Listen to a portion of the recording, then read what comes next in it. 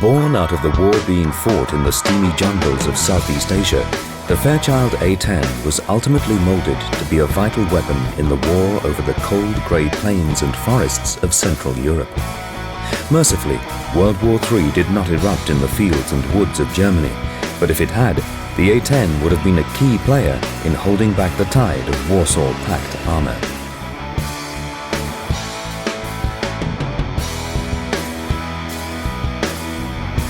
In order to perform its mission and stand a chance of survival, the A-10 emerged as an ungainly concoction of aircraft parts that looked like they had escaped from a World War II design office, all wrapped around the most powerful gun ever carried by a fighter. The result may have been slow and ugly, but it was highly effective. That effectiveness was clearly demonstrated when the Hog eventually went to war in yet another theatre of extremes. Battling heat, dust, sand and oil fire smoke, A-10 pilots accounted for the majority of Iraqi vehicles destroyed during the 1991 Gulf War.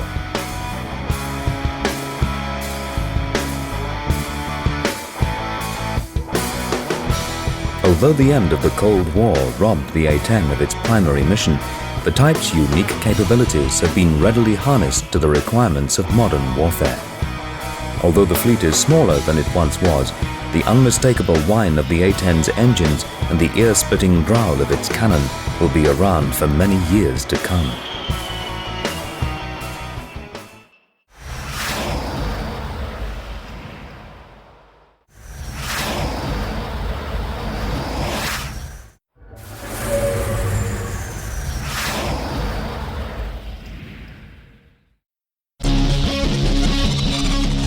Although the A-10 was somewhat smaller than the aircraft envisaged when the AX program was first created in 1966, it is still a large aircraft.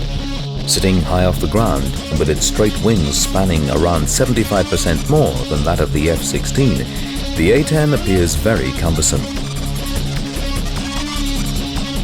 It is large when compared with its rivals too, especially the Su-25, although it had roughly the same span as the Northrop YA-9.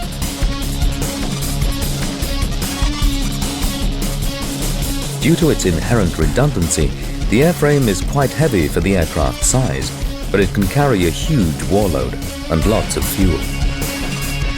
That fuel load, combined with the aircraft's very efficient turbofans, gives it a very healthy range and, more importantly, a long loiter time in the battle area. However, the A-10 was certainly not built for speed, as one look at it would confirm. But at the time of its development, the ability to accurately deliver unguided weapons was seen as far more important. In terms of flying qualities, the A-10 has been likened to a big T-37 trainer. One of the reasons the two-seat A-10 was not proceeded with, as pilots had little difficulty converting to the Hog. Its slow speed and poor acceleration have come in for repeated criticism, and there have been various re-engineering studies over the years. What the A-10 lacks in get up and go, it more than makes up for in agility. The aircraft was designed with reduced stability, meaning that it is highly responsive to control inputs. This capability is used to the full when operating at low level over the battlefield. At low speed, a relatively low G maneuver can result in a much shorter, tighter turn than is possible with a faster jet. At 320 knots, the A-10 can complete a 3.5 G turn through 180 degrees in 16 seconds and with a radius of just over 800 meters. Traveling at 600 knots, an F-16 can pull a 6G 180 turn in 17 seconds, but with a radius of over 1,100 meters. Although the A-10 had a basic stability augmentation system from the outset, until the LASTI system of the late 1980s, the aircraft had no autopilot. Coupled with the aircraft's twitchiness, this meant that pilots had to hand fly the aircraft at all times. It was virtually impossible to trim it into stable flight, so taking the hands off the stick for a moment would result in a divergence from the intended flight path. In turn, This made certain cockpit functions, such as map reading or taking on refreshments, difficult, and greatly increased pilot fatigue on long-endurance flights. The lasty autopilot alleviated this problem. The thick airfoil section and powerful flaps give the A-10 a low landing speed and also allow it to take off from short stretches of runway. At maximum weight, the takeoff run is about 4,000 feet, as required by the original AX requirements. At reduced forward strip weights, the aircraft needs only about 1,500 feet of runway.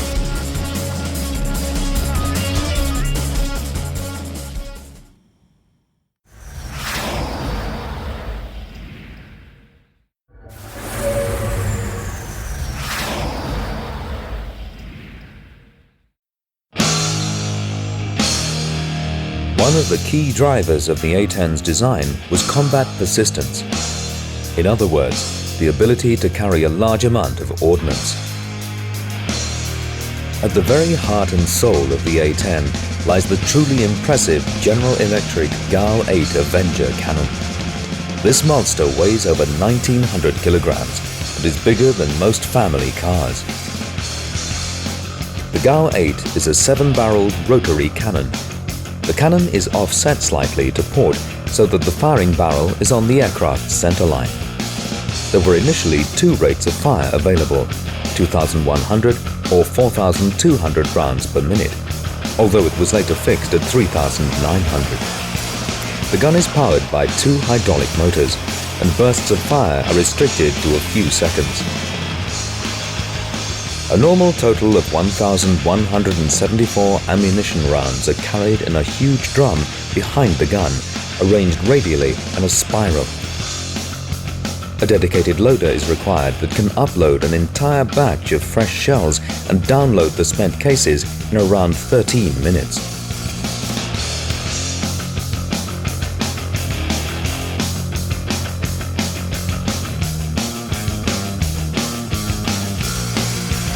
The gun can fire a variety of rounds, but the most common operational load is known as combat mix, comprising 1 PGU-13 high-explosive incendiary round for every 5 PGU-14 depleted uranium armor-piercing incendiaries.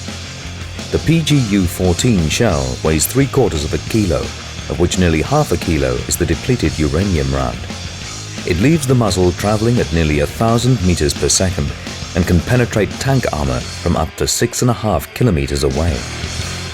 Firing the gun creates a recoil force of about 75 kilonewtons, which in turn knocks a few knots off the aircraft's speed when it is fired.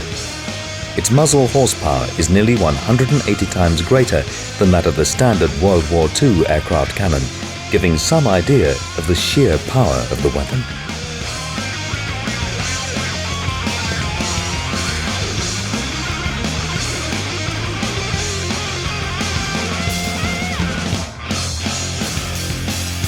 Of course, the A-10 is not just a gun platform. It has a row of 11 hardpoints stretching below the wings and fuselage that can mount a wide array of weaponry and stores, although the central fuselage pylon is normally used only for a fuel tank. It is not uncommon for the outer central underwing pylons to be removed to save weight. For self-defense, the A-10 usually carries a pair of AIM-9 sidewinders on one of the outer wing pylons mounted on a dual rack.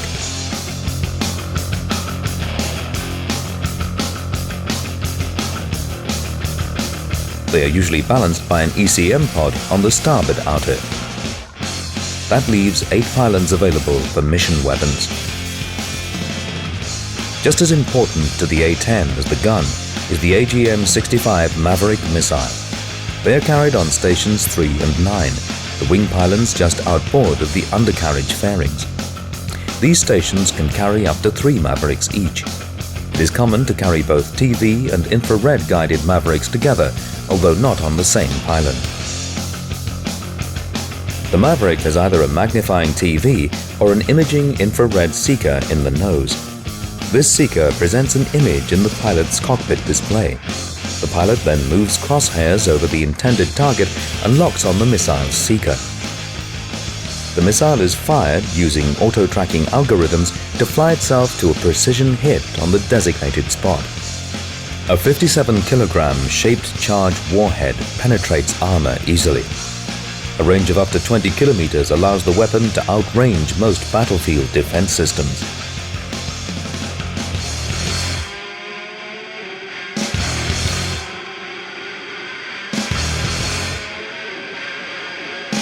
A range of cluster bombs, rocket pods and free-fall weapons forms the remainder of the A-10A's arsenal.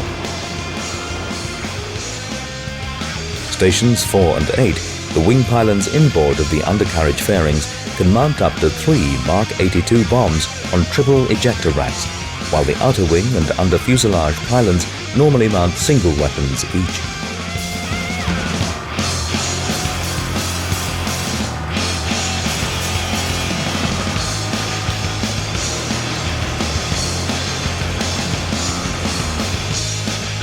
Larger weapons, such as the 2,000-pound Mark 84, can be carried from the 4 heavy inboard pylons of the undercarriage and under the fuselage.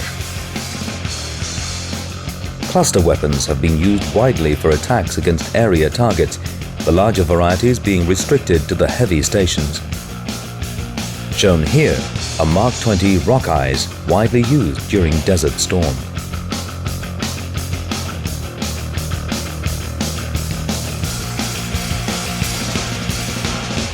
For marking targets, the A-10A usually carries single Lao 68 7-round rocket pods on the outer and inner central wing pylons, perhaps augmented by Mark 82s on the inner and fuselage stations. A variety of rocket warheads is available, although a white phosphorate Willy Pete is the most common for target marking.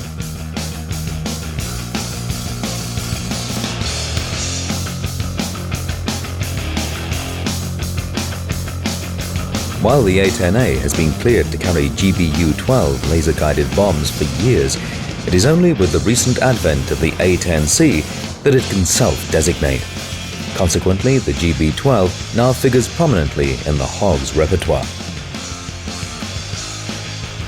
as does the GPS-guided GBU-38 JDAM and wind-corrected munition dispenser.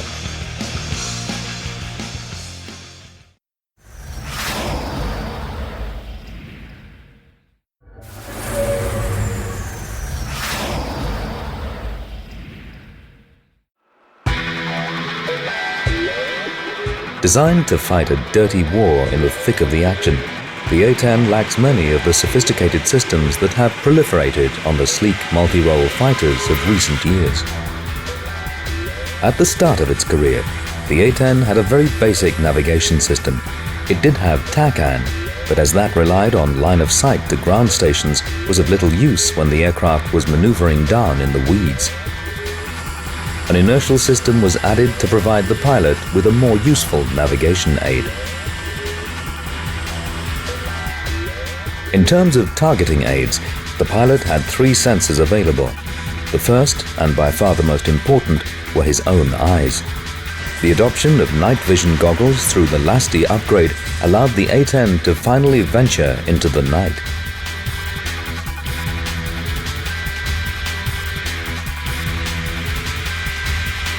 The pilot could also use the seeker of the Maverick missile as a makeshift sensor with either a TV or infrared heat display.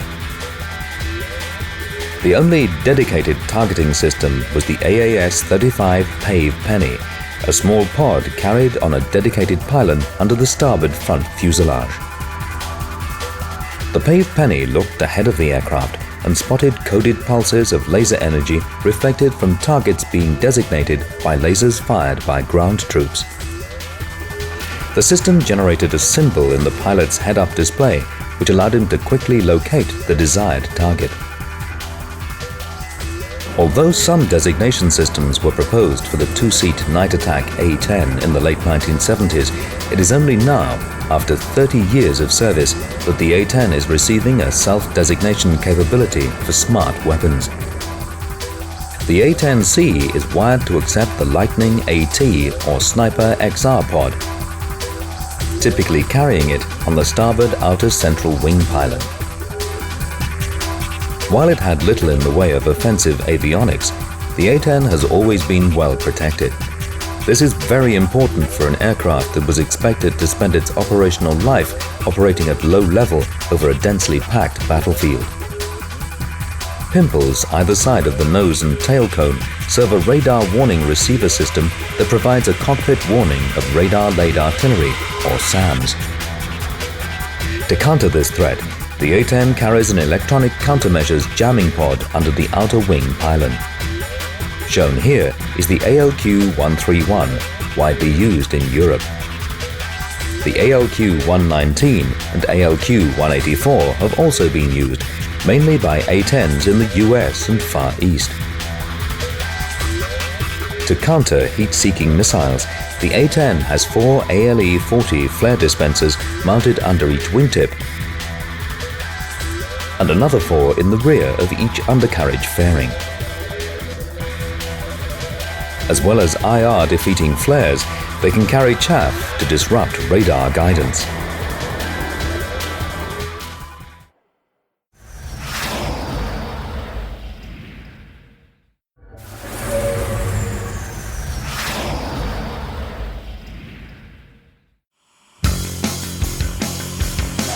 Until the appearance in 2005 of the A-10C with its two-color multifunction displays, the A-10's cockpit has changed little since it was designed in the early 1970s and reflects the period of its development. The pilot sits on an ACES 200 ejection seat, although in the pre-production machines a Douglas Escapac seat was installed. Inside the cockpit, the pilot has a head-up display that shows key flight data such as airspeed and altitude and targeting data. Since the Lasti modification, the HUD provides a continuously computed impact point for bombing and a calculated bullet trajectory for gun aiming. Either side of the HUD, mounted on the cockpit framing, are a standby compass to starboard and a G-meter to port. Below the HUD is a small control panel with fire extinguisher pull switches for the 2 engines and auxiliary power unit. Further to the left is the emergency stores jettison button. In the center of the main dashboard are the 2 primary flight instruments, the gyro-driven attitude indicator and the horizontal situation indicator below. Below that is a panel for weapons system control, with a panel of circuit breakers below that. On the left side of the cockpit is a threat warning display for the radar warning receiver with airspeed indicator below. There is a backup attitude indicator and radar altimeter further to the left, next to a clock and UHF radio display. In the top left corner is a HUD control panel. Below that is a panel for controlling the undercarriage and flaps, inside which is the master arms control panel, as well as weapon selection. This panel also caters for fusing and ripple interval options. The left side console, which mounts the twin throttles, mainly accommodates aircraft system controls. On the other side of the cockpit, the right side console has further aircraft systems controls, including those for the environmental control system, and at the front has a nav comms panel with a small screen display and data entry keypad. Forward of that is the ECM control panel and the main warning panel. On the right side of the main dashboard are the fuel gauge and the engine instruments. Above them are a barometric altimeter and a vertical speed indicator. Finally, in the top right corner of the dash is a screen that displays imagery from the seeker of the AGM-65 Maverick missile.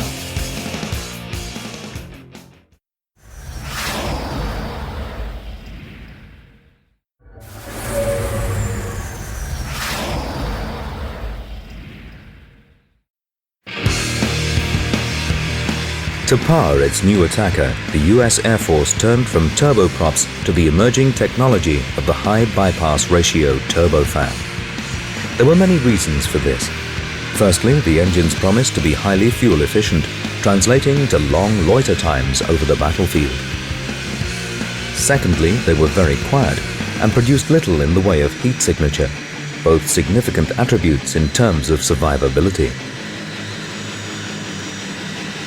Compared to the turboprop, they could be mounted closer together, with less asymmetric handling problems if one was lost, and they had significantly fewer moving parts, translating to greater reliability and easier maintenance.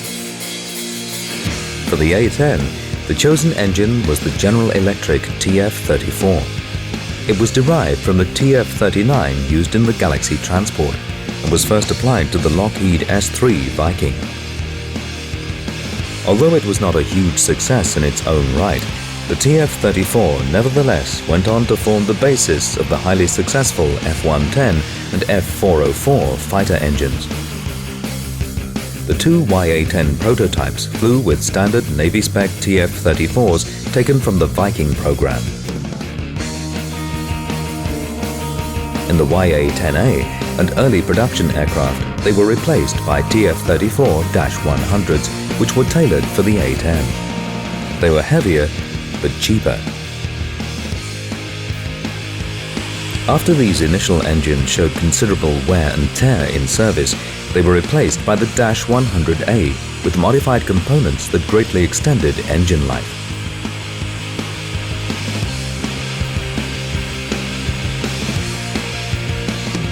The engines are housed in rapidly opened cowlings for easy access for maintenance.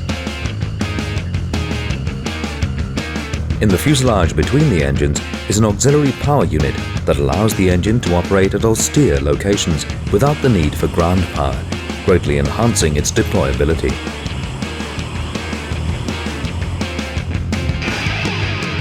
A retractable boarding ladder was built into the port side of the fuselage, further reducing the aircraft's ground equipment footprint.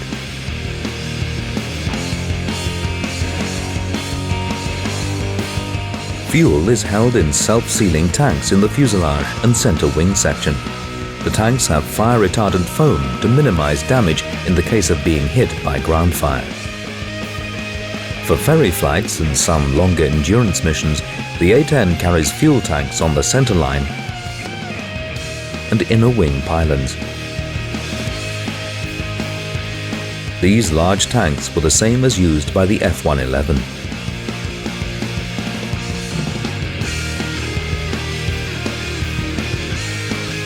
Refueling in flight is accomplished via a boom receptacle located just in front of the windscreen. The close proximity of the boom to the windscreen engenders a degree of trust between pilot and boom operator that might not be so prevalent with other aircraft types.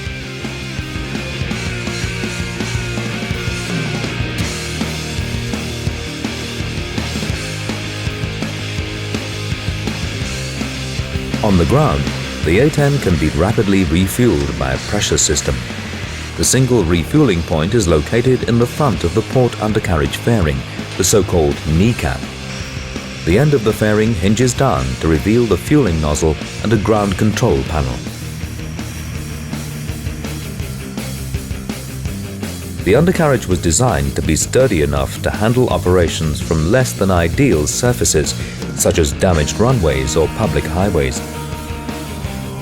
It retracts forwards so that if its extension system fails, it can be lowered by gravity and locked in place by the airflow.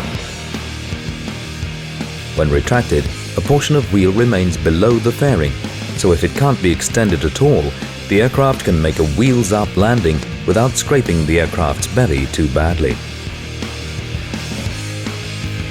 A redundant cable and pulley system with hydraulic actuators operates the aircraft's main control surfaces. Pitch control is handled by simple elevators.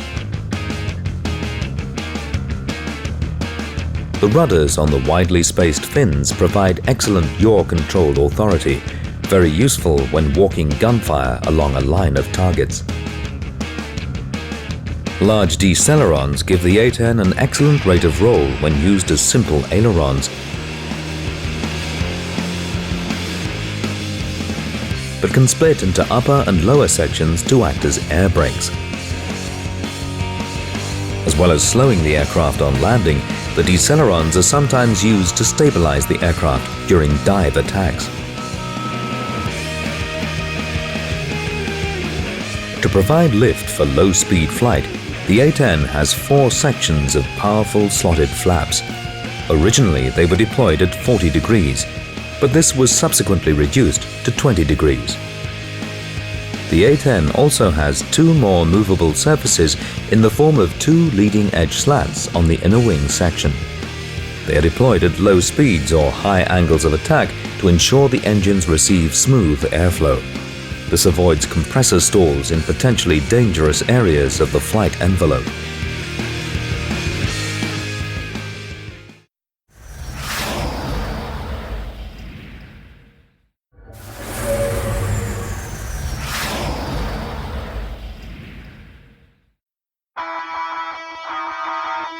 Fairchild Republic's historic aircraft plant at Farmingdale on Long Island produced 715 A-10s. They comprised 2 prototypes, 6 pre-production YA-10As, and 707 production A-10As. The first operational unit to get the type was the 355th Tactical Fighter Wing at Davis-Monthan Air Force Base in the outskirts of Tucson, Arizona. From March 1976, a training organization was established and the first frontline squadrons.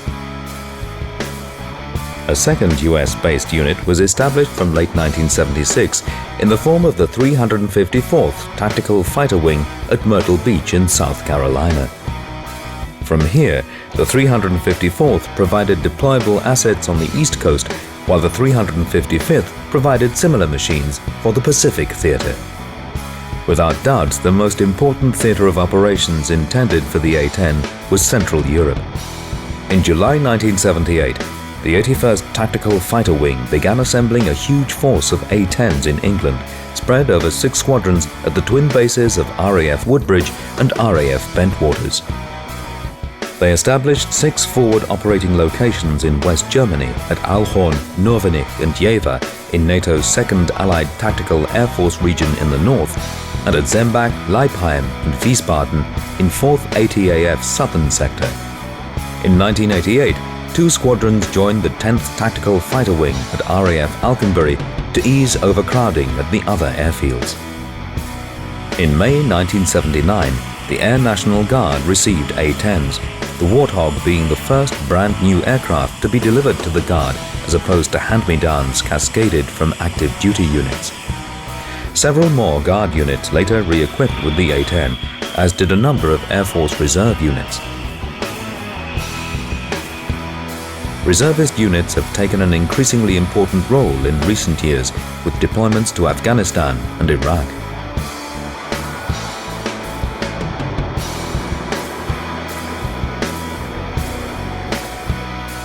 In 1980, a third major US-based unit was established with the 23rd Tactical Fighter Wing at England Air Force Base in Louisiana. While at Suwon in South Korea, the 51st TFW established the 19th Tactical Air Force Support Squadron to fly A-10s. In 1981, A-10s were deployed to a single squadron of the 343rd Wing at Eielson Air Force Base in Alaska. In the late 1990s, there were growing calls from some quarters for the A-10 to be retired. It was too slow, they argued, too vulnerable. But when Operation Desert Storm began, the commanders could not get enough of the tough attacker, which answered its critics in fine style during its baptism of fire. For the 1991 Gulf War, 144 A-10s were deployed to King Fahd Airport at Daman in Saudi Arabia. Throughout the war, the fleet flew 8,755 sorties. Daytime missions were launched from King Fahd in the morning, with the aircraft refueling and rearming at forward operating locations at King Khalid Military City or Al Juf before returning to Daman in the evening. 3 A-10s and 2 OA-10s were lost in the war. The type remained active in the region for some time after, notably covering relief operations in Kurdistan. Despite its successes during the war, in the aftermath of Desert Storm, the A-10 force was dramatically remodeled in the light of the geopolitical upheavals caused by the end of the Cold War. In 1992, the vast force in England was dismantled, although 24 aircraft were sent to Germany to join the 52nd Fighter Wing at Spangdahlem. Overall, the force contracted, with the ready availability of newer aircraft allowing the older machines to be retired. Germany-based aircraft became involved in the air fighting over the Balkans, mainly flying from Aviano in northern Italy. During Operation Allied Force in 1999, they moved south to Gioia del Colle to be closer to the main action in Kosovo. A-10s were not employed in the initial campaign in Afghanistan, but were subsequently deployed to the country to aid peacekeeping efforts. They were to the fore, however, during Operation Iraqi Freedom in 2003. 60 were deployed, all drawn from the reservist organization. Operating from Al Jaber in Kuwait and Azraq in Jordan, the A-10s performed close air support to the land forces and were also used to drop propaganda leaflet bombs. One aircraft was lost to ground fire. Since then, the A-10 has been an integral part of the operations to impose a semblance of order in the troubled country. The A-10 has only ever been operated by the US Air Force. In the early 1990s, Turkey was supposed to have ordered 50, and later the countries of Colombia and Thailand were also linked with the type. However, none has been exported, and the A-10 remains an important part of the US Air Force's plans for at least another 2 decades.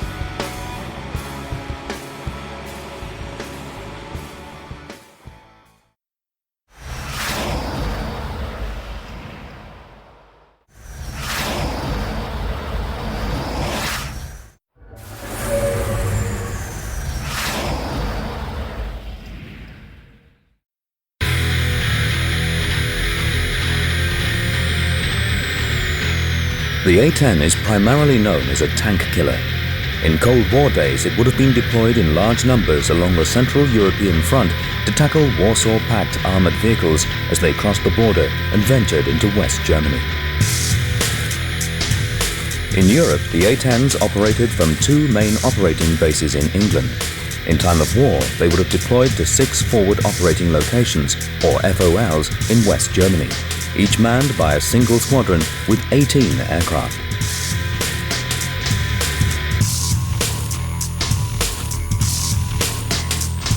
In peacetime, the A-10s were deployed to the FOLs on a regular basis for training, so that the pilots got to know their assigned areas extremely well. Typically, each area of responsibility was around 100 miles long and 20 miles deep. Within that region, each pilot plotted the likely choke points and killing grounds and got to know the terrain features that might help or hinder the mission. If the Warsaw Pact had ever crossed the border, the A-10s would have been in the thick of the action from the start. The 18 aircraft at the FOL were further divided into groups of 6. The concept was to have 6 aircraft engaging the enemy in 3 pairs, another 6 en route to the battle area or loitering to await the call to action, and another 6 either returning to the FOL or at the FOL being rearmed and refueled. In this way, the squadron could maintain a continuous presence over the battlefield. As the A-10s approached the battle zone, they established contact with the forward air controller for that sector, who was airborne in an OV-10 Bronco. The forward air controller maintained close communications with air liaison officers who were attached to army units on the ground. The air support requirements were passed up to the forward air controller, who then relayed them to the A-10 pilots by what was known as the 9-line brief. This consisted of an initial point, or IP, from which to start the attack, usually a visual landmark, a magnetic heading from the IP to the target, a distance from the IP to the target, the elevation of the target area, a description of the target, geographical coordinates, the disposition of friendly forces, a suggested egress route in case of damage, and any other relevant information such as known defenses. Armed with this information, the A-10 pilots moved into the attack. Dropping to treetop height, the A-10s used terrain to hide them from the enemy as they approached. When attacking a typical tank column, the first task was to nullify the defenses. These consisted of various truck-mounted surface-to-air missile systems and the deadly truck-mounted ZSU-23-4 anti-aircraft artillery, known to US pilots as the ZU. A-10 pilots were trained to recognize the defensive systems and single them out for the initial attacks. The A-10's gun could just about outrange the ZU, but the main defense suppression weapon was the Maverick missile.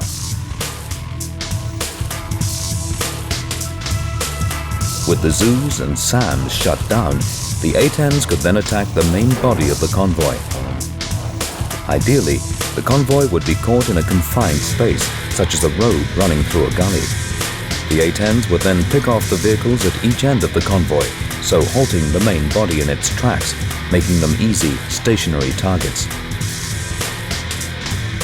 Pilots often used rudder inputs to walk the gunfire along the convoy. Operating at low level over an intense battlefield, the A-10's main defenses were terrain masking and agility. Good local knowledge established in peacetime allowed the pilot to minimize exposure to ground fire by keeping the aircraft hidden as much as possible. Nevertheless, it was necessary to climb and establish a stable, shallow dive to make the attack.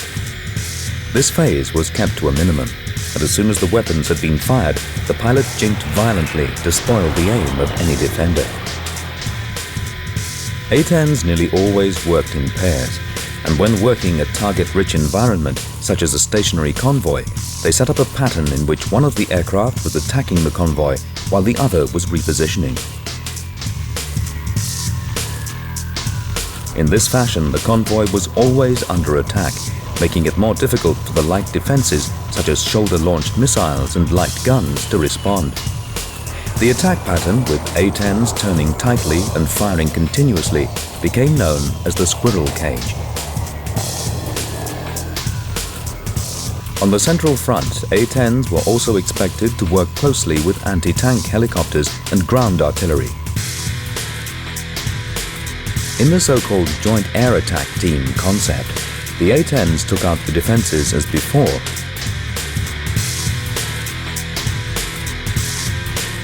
but as they were turning back from the initial attack, gunship helicopters unmasked from their hides to attack the enemy.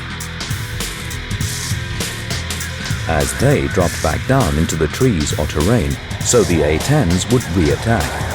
Such attack plans could be further enhanced by the integration of artillery barrages. Deconflicting the attacking forces required good communications and timing, and the use of an altitude separator, typically 100 feet, to keep the A-10s and helicopters apart. By the time the A-10s had made several attack runs, another pair would have arrived to take over. The forward air controller providing the accumulated knowledge necessary to continue the battle seamlessly. The A-10s returned to their FOL to be rearmed and refueled and ready to launch again. Minor battle damage could be repaired quickly in the field, although more extensive damage would require the aircraft to be shipped back to the main bases in England. Today, these operations are still practiced as they remain applicable for operations against sophisticated and densely layered air defenses. However, since Operation Desert Storm, the A-10 has generally operated at higher altitudes, where the threat of low-altitude ground fire is considered greater than that from long-range SAMs. The recent adoption of laser designation pods and GPS-guided bombs has reinforced the A-10's medium-level capability.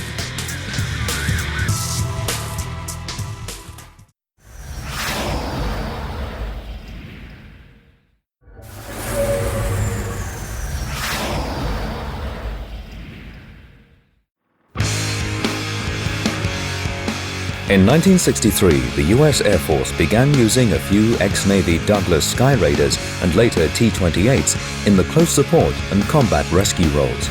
Slow yet sturdy, the elderly SPAD proved to be far more effective in the role than the much faster jets such as the F-100 Super Sabre and F-4 Phantom. In particular, it could carry a lot more ordnance and deliver it far more accurately. Impressed by the Sky Raider's performance in Vietnam, the U.S. Air Force launched its AX competition in June 1966 to find a modern successor. The aircraft didn't have to be fast, but it had to carry a lot of weapons and be very survivable. As well as potential use in Vietnam, the Air Force kept one eye on operations in Europe, so the AX would have to be able to operate from short, undamaged stretches of runway or taxiway after an attack.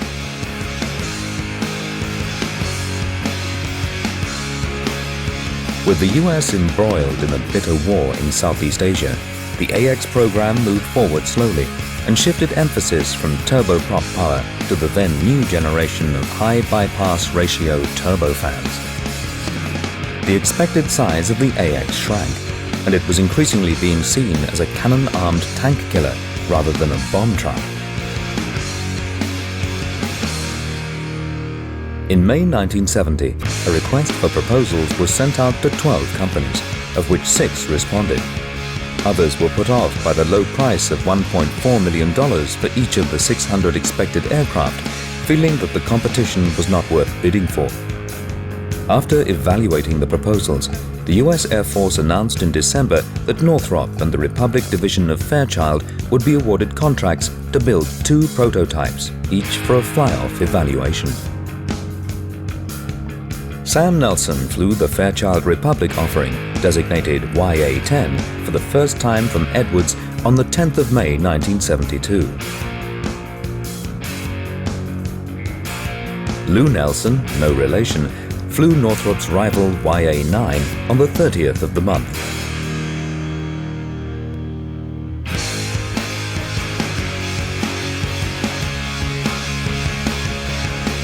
The YA-9 was a more conventional craft. It had its YF-102 engines in trunks under the wings next to the fuselage and a conventional single tail. Its main innovation was the interlinking of speed brake and rudder to create a side force generating system that allowed the pilot to sweep gunfire across a target without having to correct the bank angle. This configuration appears to have impressed the Soviets, whose Sukhoi Su-25 Frogfoot is quite similar. Between the 10th of October and 9th of December 1972, the 2 types were evaluated thoroughly, and on the 18th of January the following year, the YA-10 was declared the winner. There were several factors in the YA-10's favor, including the ease of rearming thanks to the wing being much higher off the ground. It was also considered to be far more representative of a production aircraft than the YA-9, and it was powered by engines that were already in production. While the intended GAO-8 cannon was not ready, the YA-10 was equipped to carry it, although it first flew with a 20mm Vulcan instead. The YA-9 also had a Vulcan, while its GAO-8 installation had yet to be engineered. Fairchild was initially asked to build 10 pre-production YA-10As, but this number was subsequently cut to 6. In the spring of 1974, in the face of congressional doubt, the YA-10 prototypes were evaluated against the A-7 Corsair II, which was being touted as a rival for the close support mission. Thankfully for the A-10, it handsomely beat the Corsair in virtually all parameters.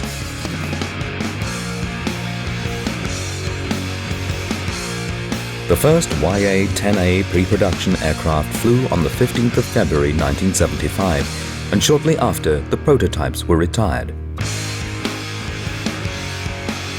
The 6-aircraft YA-10A batch introduced a number of new features.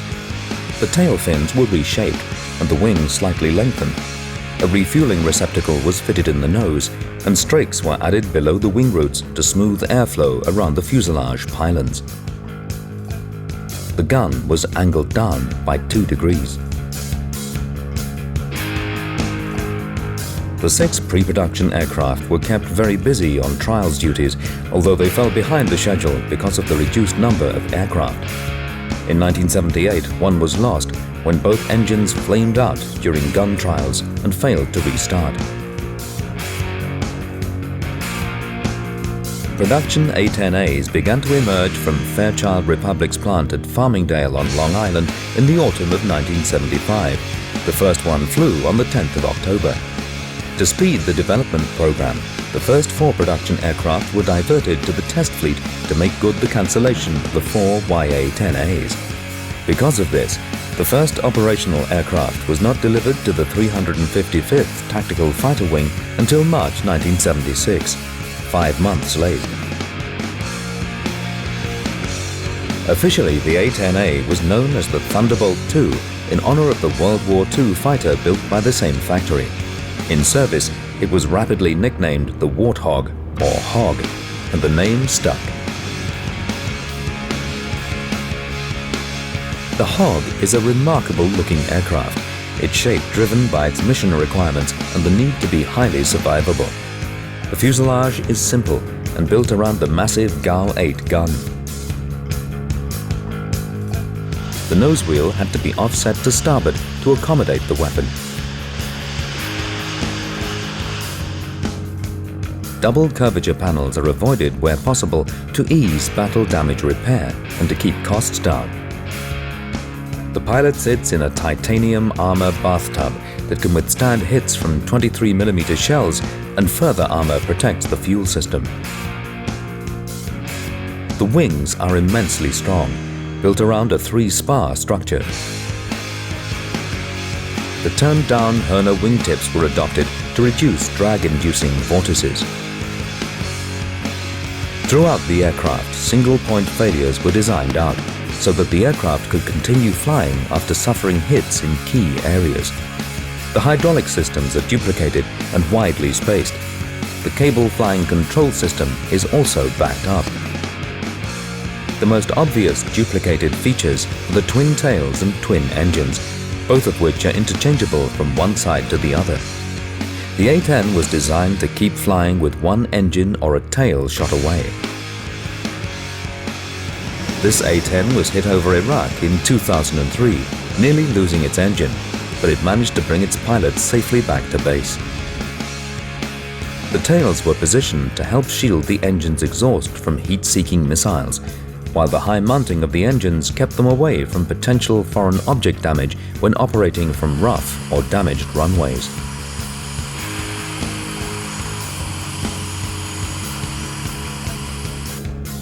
The only major external change to the basic A-10 design was the YA-10B, or Night Adverse Weather version. This was a one-off 2-seater developed by Fairchild as a night attack platform with podded radar and infrared sensors.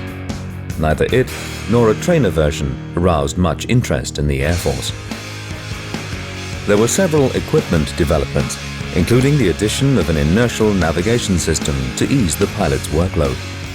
A much more far-reaching upgrade was implemented in the late 1980s under the Low Altitude Safety and Targeting Enhancement Program. LASTI, as it was known, provided a radar altimeter and voice warning to improve awareness at low level, an improved weapon system with CCIP bombing and bullet trajectory projection functions, and cockpit compatibility with night vision goggles. It also provided an autopilot, which greatly reduced pilot fatigue during long missions. From 1987, selected A-10As were redesignated as OA-10As. There were no hardware changes, but the redesignation signified a role change to forward air control. The OA-10As usually carried rockets for marking targets for other aircraft, and generally were not supposed to carry out attacks themselves. The latest upgrade, now underway, is the A-10C, which brings the 1970s attacker into the 21st century. The A-10C has a new cockpit with color MFDs and new throttle and stick for HOTAS operations. 6 of its hardpoints are wired to carry smart weapons such as the JDAM, and the aircraft is compatible with the latest sensor pods such as the Lightning and Sniper. With these modifications, the A-10 is now expected to serve until 2028.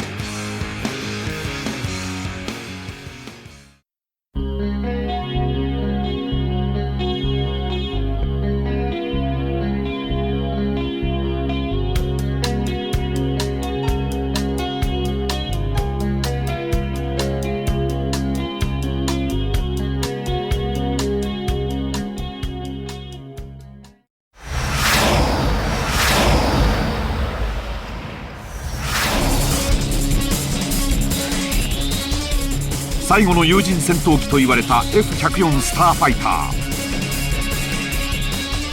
マッハ2の高速迎撃戦闘機として開発された F-104 は多くの国で戦闘爆撃機としても運用されました。この革命的な戦闘機 F-104 の全貌をお届けします。